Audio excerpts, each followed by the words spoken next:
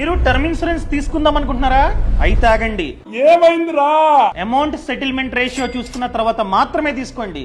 ఏంటి amount settlement రేషియోనా? చాలా మంది ఏం చేస్తారంటే, ఏ కంపెనీకి అయితే క్లెయిమ్ సెటిల్మెంట్ రేషియో 95% కంటే ఎక్కువ ఉందో వాటిలో డైరెక్ట్ గా తీసుకుంటూ ఉంటారు. ఈ క్లెయిమ్ సెటిల్మెంట్ రేషియోతో పాటు అమౌంట్ సెటిల్మెంట్ రేషియో కూడా ఎక్కువ ఉండాలి. అంటే ఏంటి? చిన్న ఎగ్జాంపుల్ చెప్తా.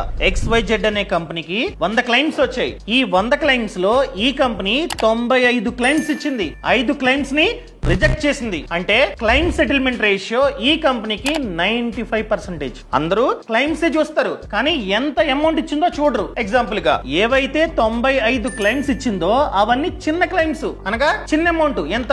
ఒక్కో క్లెయిమ్ 20 lakhs అనుకుందాం, అన్నిటిని ఇచ్చేసింది. ఏవైతే 5 క్లెయిమ్స్ ని రిజెక్ట్ చేసిందో అవన్నీ పెద్ద అమౌంట్లు, ఒక్కో క్లెయిమ్ ₹1,00,00,000 అనుకుందాం. సో ఈ కంపెనీ 95 క్లెయిమ్స్ ఇచ్చింది కదా, 95 ఇంటూ 20 లక్షలు ఎంతండి? 19 కోట్లు. కానీ ఏవైతే రిజెక్ట్ చేసిందో అవన్నీ ఒక్కొక్కటి ₹1,00,00,000. సో 1,00,00,000 ఇంటూ 5 కోట్లు. ఈ 100 మంది కలిపి టోటల్ గా చూసుకున్నట్లయితే 24 కోట్లకి అప్లై చేశారు క్లెయిమ్. 24 కోట్లకి 19 కోట్లు మాత్రమే ఇచ్చింది. డిఫరెన్స్ చూడండి. ఈ డిఫరెన్స్ ని చెప్పేదే అమౌంట్ సెటిల్మెంట్ రేషియో. ఈ ఫార్ములా ప్రకారం చూసుకున్నట్లయితే ఈ కంపెనీ అమౌంట్ సెటిల్మెంట్ రేషియో 79% మాత్రమే. ఎప్పుడైనా సరే ఇది 80 కంటే ఎక్కువ ఉండాలి. 90 కంటే ఎక్కువ ఉంటే వెరీ గుడ్. సో 90 కంటే ఎక్కువ దేనికైతే ఎక్కువ ఉందో ఆ కంపెనీలో మాత్రమే తీసుకుంటారు.